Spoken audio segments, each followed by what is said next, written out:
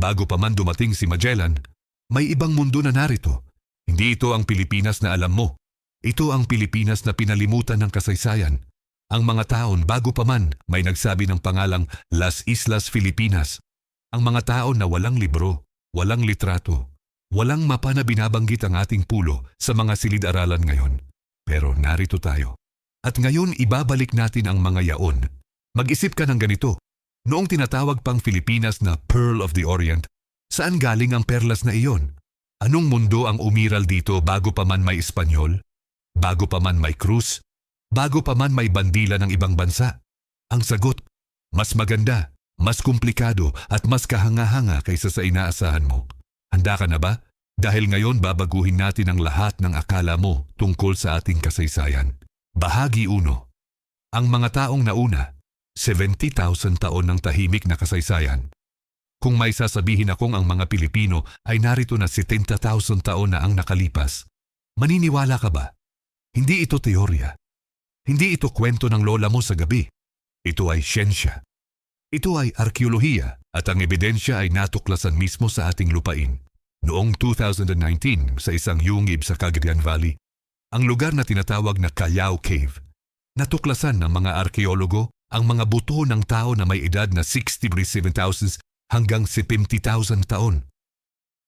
Ang mga buto ng mga daliri ng paa at kamay, mga ngipin, mga palatandaan ng isang taong hindi pa natin nakilala. Tinawag nila itong Homo luzonensis, isang bagong uri ng tao. Hindi fully modern human. Hindi Homo sapiens, isang intermediate species na nabuhay sa ating mga bundok, sa ating mga yungib ng matagal-tagal na panahon bago pa man may sinabi kahit na sino na Pilipinas. Isipin mo ito sandali. 70,000 taon. Para ma-illustrate mo kung gaano ito katagal. Ang Stonehenge sa England? 5,000 taon lang ang edad. Ang pyramids ng Egypt? 4,500 taon. Ang buong recorded history ng China? Wala pang 5,000 taon. Ang mga ninuno nating nakatira sa Callao Cave ay narito na ng 14 na beses pa kaysa sa lahat ng pinagsama-samang kasaysayan ng Ehipto at China at hindi lang Callao Cave. Sa Palawan, sa Tabon Cave, natuklasan ng archaeologist na si Robert Fox noong 1960s ang mga buto ng tinatawag nilang Tabon Man. Humigit kumulang 24,000 hanggang 47,000 taon ang edad ng mga ito. Ang Tabon Man ay namuhay sa panahon ng mga Ice Age, noong ang antas ng dagat ay mas mababa ng mahigit 150 metro kaysa ngayon. Noong ang mga pulo ng Pilipinas, ang Luzon, Palawan at Mindanao, ay hindi ganap na nahiwalay sa isa't isa. Noong may mga land bridges na nagkokonekta sa ating mga pulo sa isa't isa, ikay isang mundo na hindi mo makikita sa mapa ngayon. At ang mga taong iyon, hindi sila primitibo sa paraan ng iisipin mo. Naghiwa sila ng bato para gumawa ng mga kasangkapan. Nagluto sila, nagbuo ng mga pamilya, nagtanim ng pagmamahal, nagluksa sa mga patay. Naniniwala sila sa isang bagay na lampas sa mundong nakikita nila. Paano natin ito alam? Dahil kasama sa mga natuklasan sa Tabon Cave ang mga burial jars, mga palayok na may mga patay na katawan. Maingat na nakalagay, may mga kasama na alahas at kagamitan para sa kabilang buhay. Hindi lang buhay ang mahalaga sa kanila, ang kamatayan ay mahalaga rin. Ito ang pinakamatandang patunay ng paniniwala sa kabilang mundo sa Pilipinas. At wala itong Espanyol na nagturo. Bahagi 2. Ang Aeta, ang mga unang Pilipino. Ngayon gusto kong itanong sa iyo ang isang bagay na baka hindi mo pa naisip. Sino ang mga unang tunay na Pilipino? Hindi ang mga Tagalog. Hindi ang mga Cebuano. Hindi ang mga Ilocano. Ang mga Aeta. At ang kanilang kwento ay isa sa pinakakahangahangang kwento ng survival sa kasaysayan ng sangkatauhan. Ang mga Aeta, tinatawag din silang Agta, Ati o Aita depende sa rehiyon, ay naniniwala ang mga siyentipiko na nagmula sa unang wave ng migration na dumating sa Pilipinas. Sila ang inapo ng mga taong lumabas ng Africa ng halos 70,000 taon na ang nakalipas at naglakbay patimog silangan, dumaan sa India, Southeast Asia at sa huli ay narating ang mga pulo ng Pilipinas. Bago pa man mag-Ice Age, bago pa man dumating ang Austronesian people, bago pa man ang lahat. At hanggang ngayon, narito pa rin sila. Ang mga Aeta ay nagtiis sa mga bulkan, mga bagyo, mga epidemya at mga daan-taong pag-uusig ang kanilang kaalaman sa kagubatan. Kung aling halaman ang gamot, kung saan matatagpuan ang tubig sa gitna ng tag-araw, kung paano mabasa ang direksyon ng hangin, ay nagligtas sa kanila sa lahat ng panahon. Noong sumabog ang Pinatubo noong 1991, ang mga Aita ang unang nakaalam na may mangyayari. Kanilang naramdaman ang pag-uuga ng lupa. Nakita ang mga palatandaan sa hayop at halaman na hindi nakita ng mga siyentipiko. Ilang araw bago ang opisyal na evacuation order, ang mga Aita ay lumipat na. 70,000 taon ang kaalaman sa lupa. Hindi iyon matutumba ng anumang kalamidad, pero ang kwento ng mga Aeta ay hindi lang kwento ng survival. Ito ay kwento ng kawalan ng pagkilala. Sa kasalukuyan, ang mga Aeta ay isa sa mga pinaka-marginalized na grupo sa Pilipinas. Ang kanilang mga lupain ay kinukuha. Ang kanilang mga anak ay hindi napapaaralan.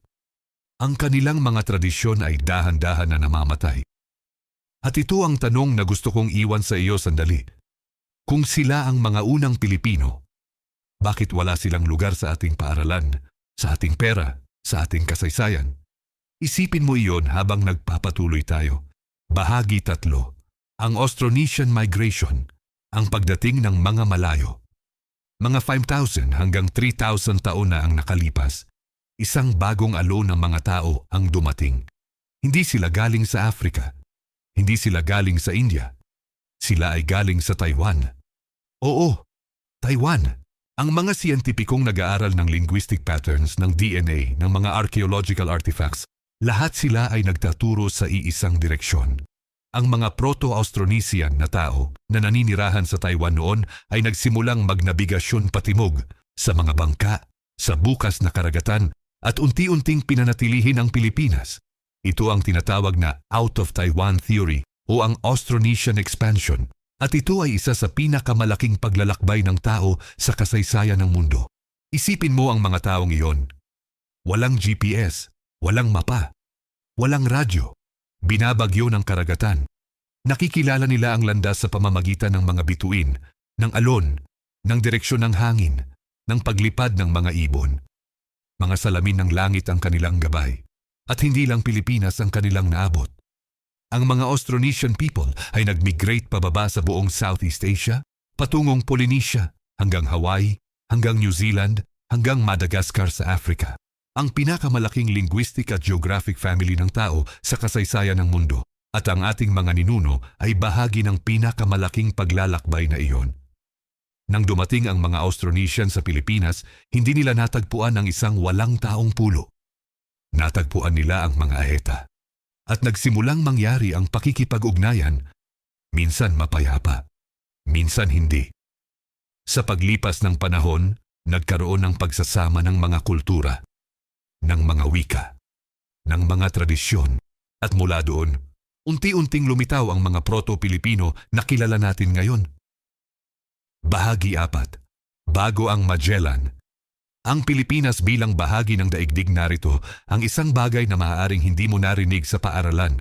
Bago dumating si Ferdinand Magellan noong 1521, ang Pilipinas ay hindi isolated. Hindi ito isang liblib na pulo na walang koneksyon sa labas na mundo. Ang Pilipinas ay nasa gitna ng isa sa pinakamalikhaing trade network sa kasaysayan ng mundo. Mula sa China, ang mga merchant na may mga junk ships ay regular na dumadating sa ating mga dalampasigan. Nagdadala ng tela, porselana, ginto at mga produktong hindi available sa Pilipinas.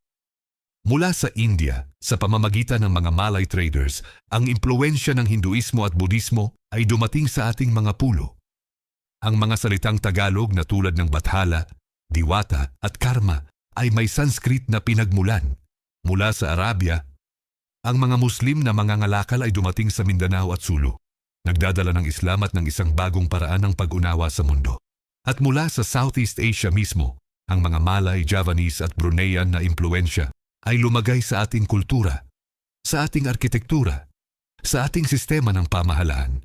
Ang Pilipinas, bago pa man may Magellan, ay isang intersection ng mga kultura, ng mga relihiyon, ng mga wika.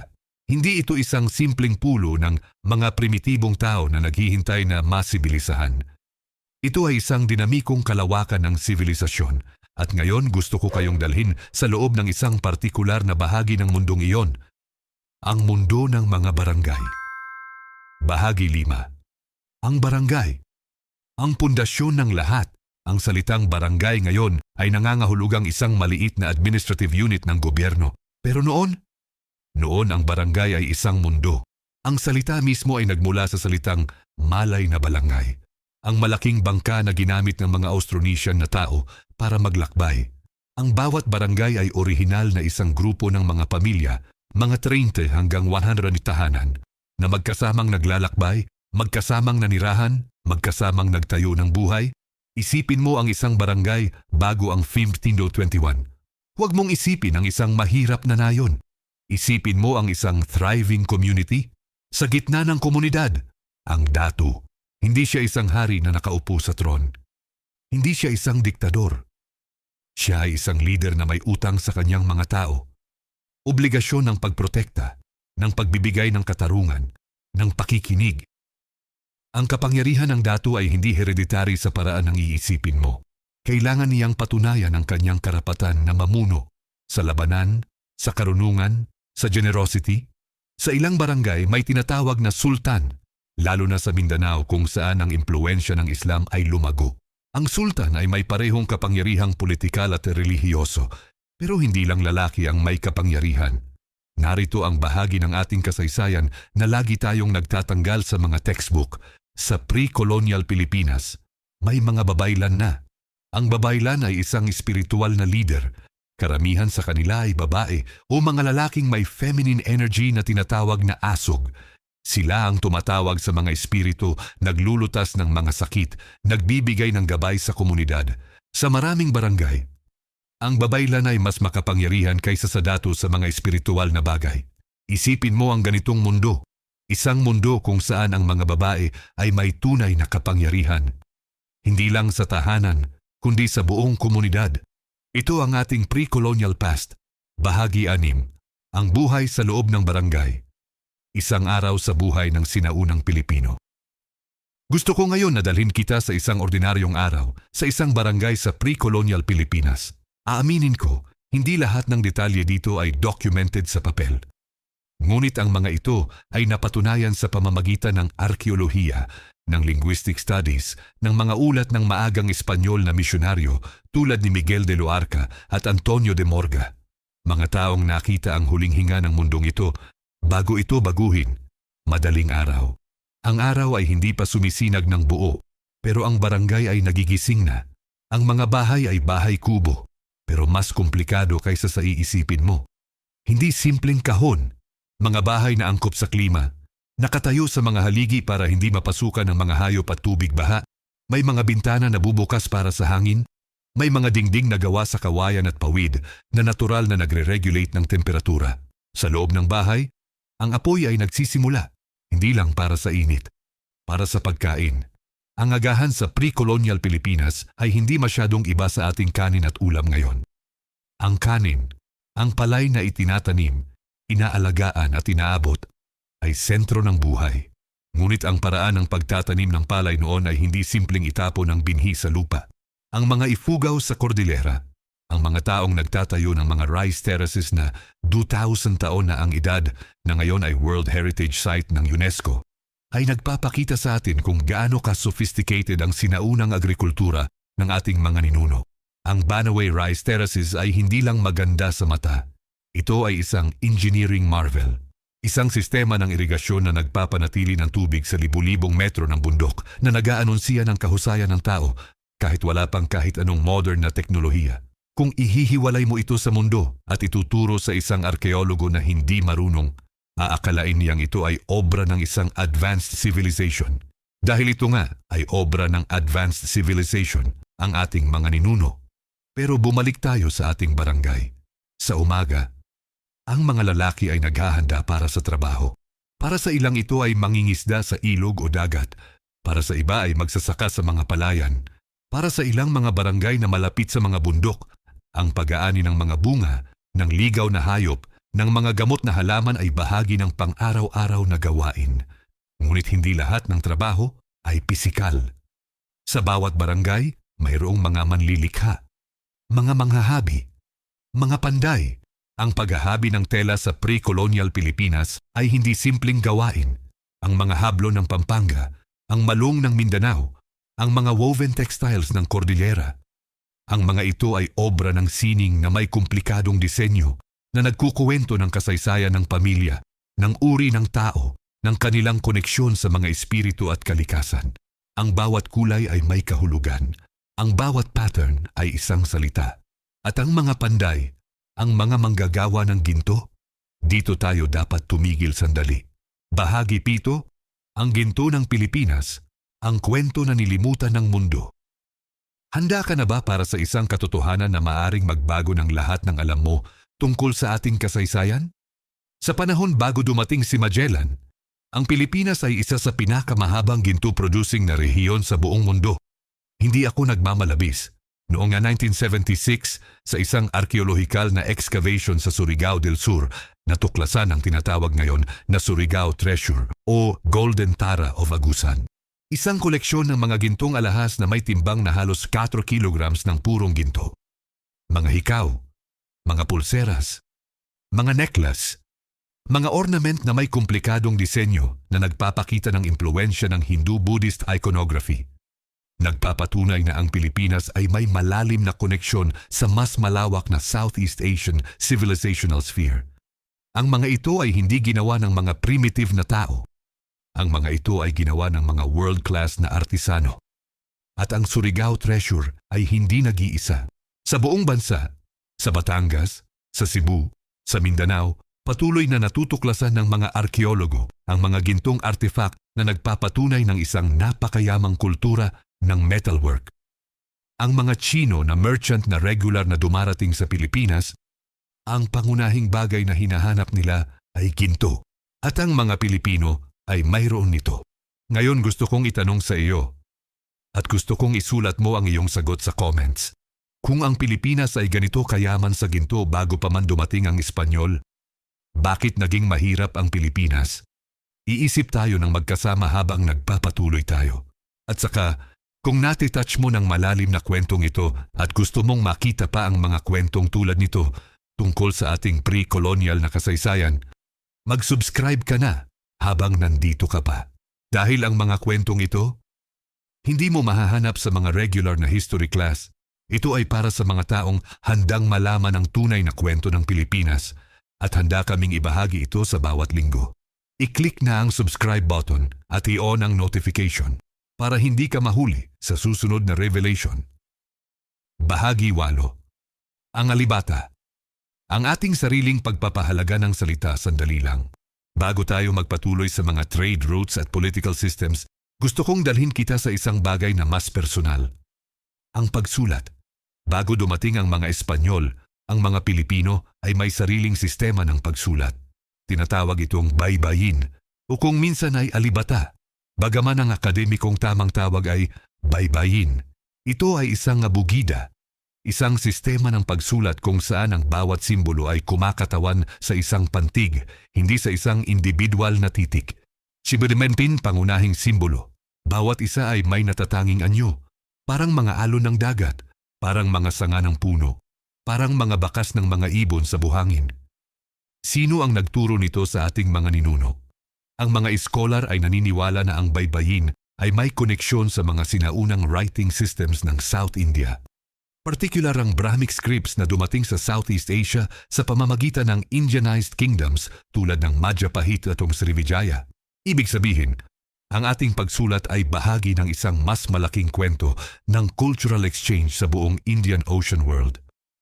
Ngayon, narito ang bahagi na gagawin kang huminto sa pagtataka. Nang dumating ang mga unang Espanyol at nagsimulang makipag-usap sa mga Pilipino, halos lahat ay marunong sumulat at bumasa ng baybayin. Hindi lang ang mga dato, hindi lang ang mga mangangalakal, pati ang mga ordinaryong tao. Iniulat ng mga Espanyol na mismong ang mga babae ay higit na literate kaysa sa maraming Europeo sa parehong panahon. Isipin mo iyon. Sa isang Europa kung saan ang karunungang bumasa ay pribilehiyo ng mayayaman at ng simbahan, sa Pilipinas isang primitive na pulo sa kanilang pananaw, ang literacy ay demokratiko. Ang baybayin ay isinulat sa mga dahon ng puno ng saging, sa kawayan, sa balat ng mga hayop. Mga materyales na hindi napanatili sa paglipas ng panahon. Kaya walang napanatiling baybayin texts mula sa pre-colonial era. Hindi dahil walang naisulat, kundi dahil ang medium nila ay natural at biodegradable. Ito ang isa sa pinakamalaking trahedya ng ating kasaysayan. Libu-libong taon ng mga kwento, mga kanta, mga batas, mga dasal, lahat ay natunaw sa paglipas ng panahon kasama ang mga dahon at kawayan na pinagsulatang ito. Bahagi Siyam. Ang relihiyon ng pre-colonial Pilipinas, ang mundo ng mga diwata ngayon. Pag-usapan natin ang tungkol sa pinakamasalimuot at pinakamagandang bahagi ng pre-colonial Pilipinong buhay, ang kanilang paniniwala. At gusto kong maging malinaw mula sa simula. Ang pre-colonial na relihiyon ng Pilipinas ay hindi simpleng animismo sa paraang madalas itong inilarawan ng mga Espanyol. Ito ay isang komplikadong sistema ng paniniwala na may hierarchy ng mga supernatural na nilalang, may mga ritual, may mga pari at babaylan, may mga batas ng moral, may mga alamat na nagpapaliwanag ng mundo. Sa tuktok ng spiritual hierarchy, ang Bathala. Sa Tagalog cosmology, ang si Bathala ay ang may kapal, ang lumikha ng lahat. Hindi siya aktibong nakikialam sa pang-araw-araw na buhay ng tao. Siya ay nasa itaas, sa langit, ang pinakamataas na kapangyarihan. Pero sa pagitan ni Bathala at ng mga tao, may mga diwata.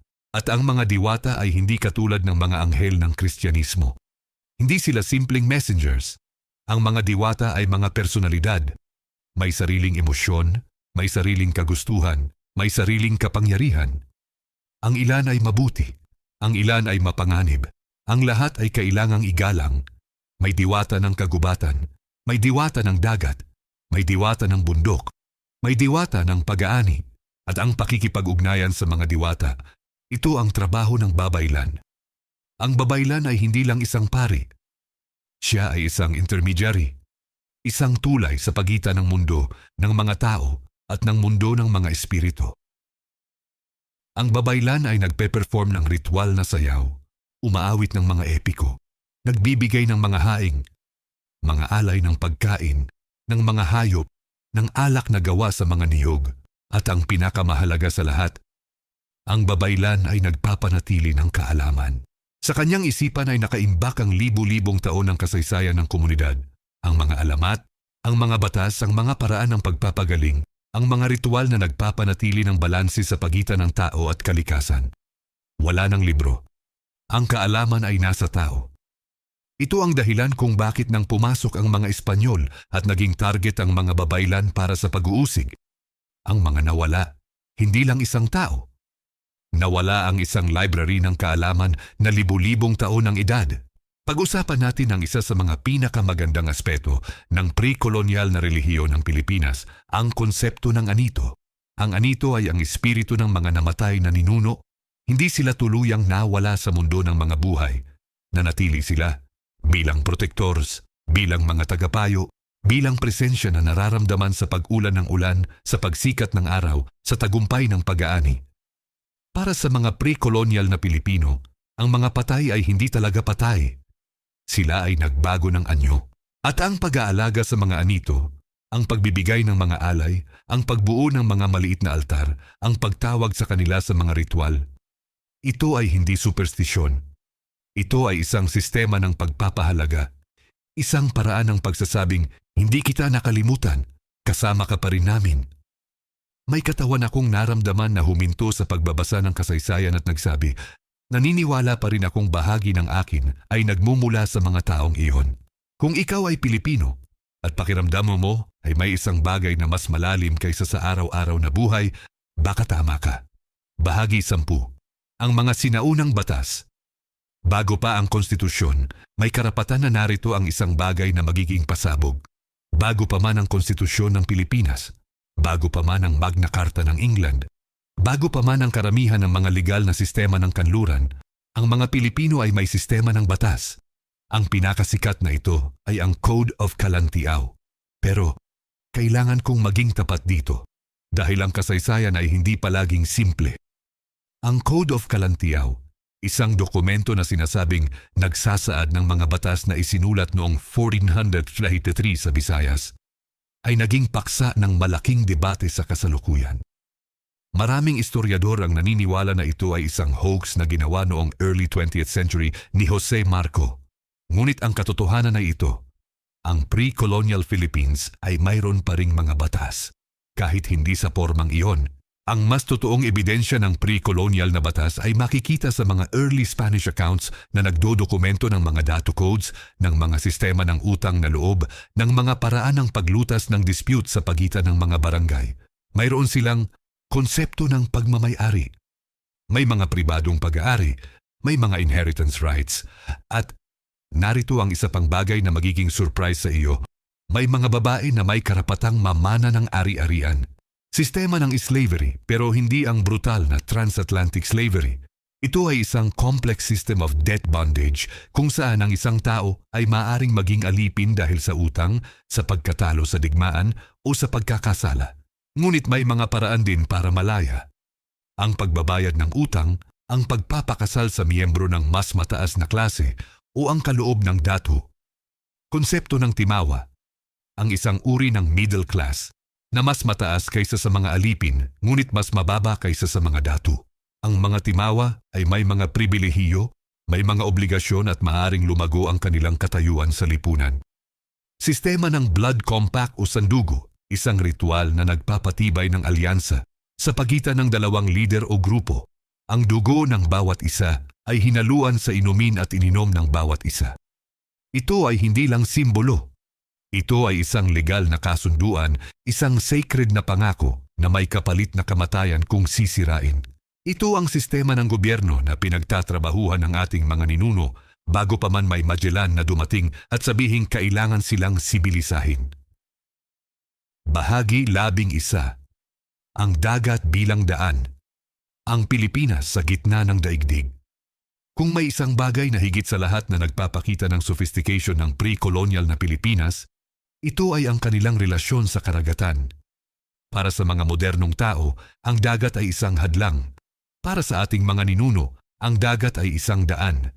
Ang mga balangay, ang mga malaking bangka na nagbigay ng pangalan sa ating mga barangay ay mga kahangahangang halimbawa ng maritime engineering.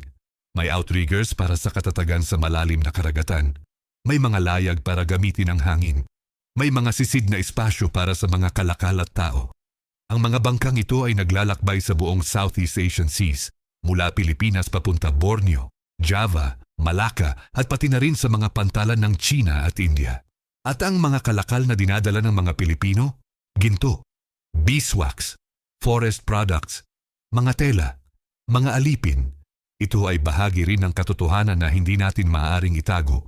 At bilang kapalitan, porselanang Chino, ang mga fragments nito ay natuklasan sa libu-libong archaeological sites sa buong Pilipinas, mga tela mula India, mga spices mula Moluccas, ginto at tanso mula sa kabuuan ng maritime Southeast Asia. Isang global economy, bago pa may gamitin ang salitang globalization. At narito ang isang intriguing na katotohanan. Nang dumating ang mga Espanyol noong 1500s at nagsimulang mag-document ng mga trade contacts ng Pilipinas, nagulat sila sa lawak ng koneksyon na mayroon na ang mga Pilipino sa mundo. Ang ilang mga datu sa Manila ay nagkaroon na ng mga personal na relasyon sa mga merchants mula Brunei, mula China, mula Malacca. Ang Pilipinas ay hindi isolated. Ang Pilipinas ay nasa gitna ng lahat. Bahagi 12.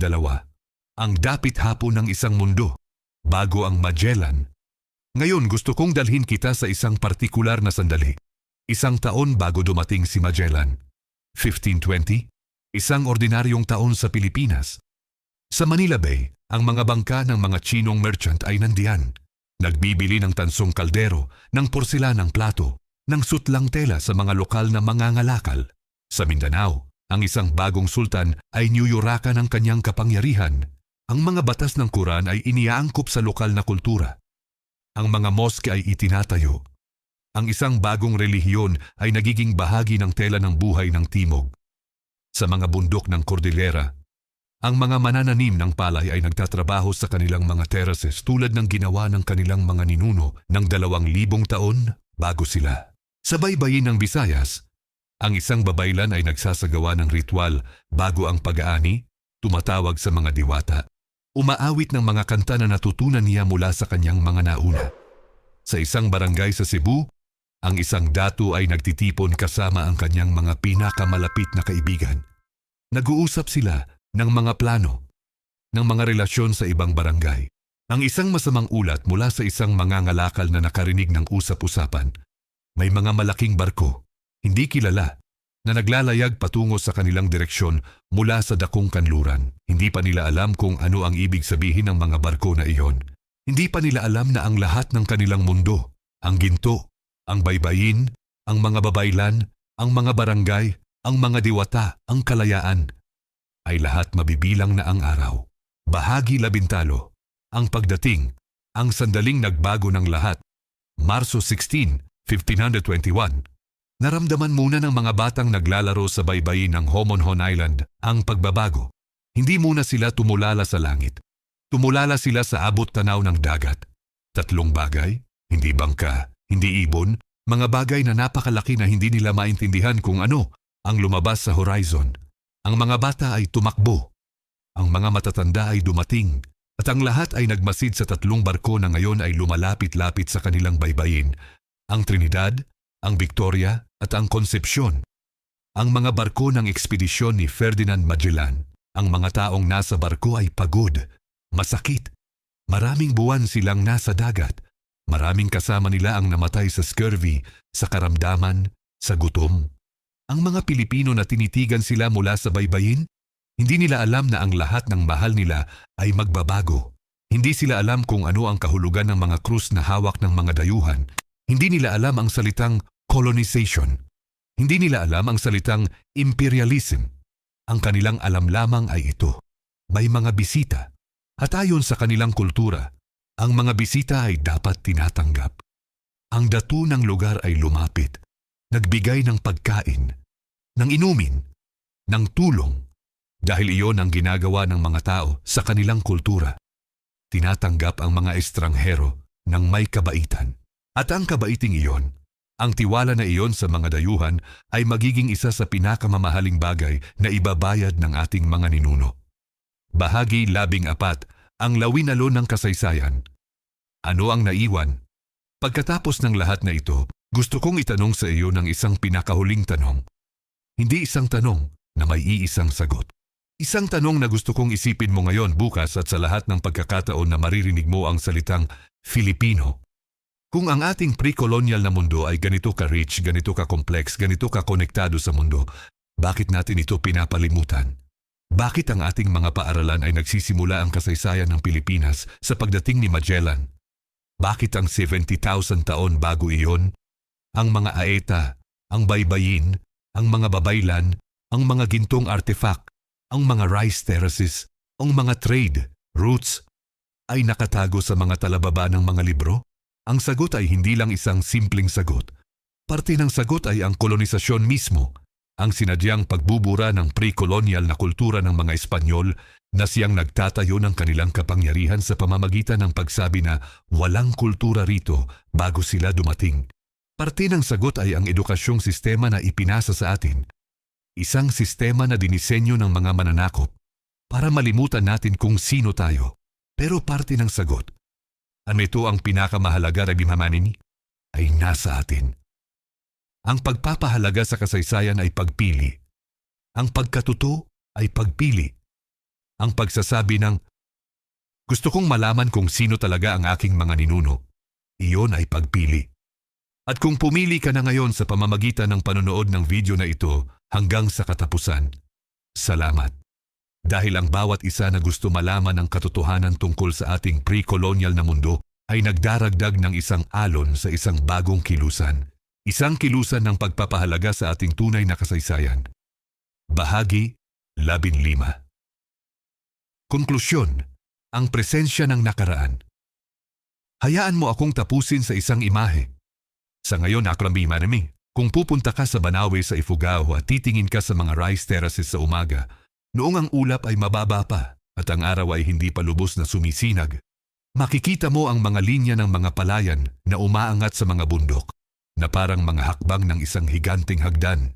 At kung tahimik ka, kung maaari kang maging tahimik sandali mula sa ingay ng modernong mundo, mararamdaman mo ang presensya ng mga taong nagtatrabaho sa lupaing iyon libu-libong taon bago ka. Ang mga kamay na naghukay ng lupa, ang mga paa na lumakad sa gitna ng maputik na palayan, ang mga mata na tumingin sa parehong mga bundok na tinitingnan mo ngayon. Sila ay narito pa rin. Hindi lang sa mga buto sa mga yungib, hindi lang sa mga gintong alahas sa mga museo, hindi lang sa mga salitang Sanskrit na nanatili sa ating wika. Narito sila sa ating dugo, sa ating mukha, sa paraan ng ating pagtawa, sa gawin ng ating pagkain ng magkakasama, sa damdamin ng kapwa, ang pakiramdam na ang bawat tao ay bahagi ng ating sarili. Ang kapwa, isang salitang walang direktang katumbas sa Ingles, ay isang pre-kolonyal na konsepto. Ang ideya na ang pagkakakilanlan ng isang tao ay hindi nagtatapos sa kanyang katawan, na ikaw ay konektado sa bawat isa sa iyong paligid, sa iyong komunidad, sa iyong lahi. Hindi ito itinuro ng Espanyol, dala ito ng ating mga ninuno. At kung iniisip mo ngayon na may isang bagay na mas malalim sa loob mo, isang kahangahangang koneksyon sa mga lupang ito, sa mga tao na nauna sa iyo, hindi ka nagkakamali. Ika mo nga ng mga sinauna. Hindi mo makikilala kung saan ka pupunta kung hindi mo alam kung saan ka nanggaling. At ngayon alam mo na. Alam mo na ang tungkol sa mga buto sa Callao Cave, sa mga gintong artifact ng Surigao, sa mga babaylan na nagtiis, sa baybayin na dahan-dahing naglaho, sa mga rice terraces na nanatiling nakatayo. Ang kasaysayan ng Pilipinas ay hindi nagsimula kay Magellan. Nagsimula ito sa isang tao. Libu-libong taon na ang nakalipas na tumigil sa isang baybayin, tumingala sa langit at nagsabi, "Dito tayo titira."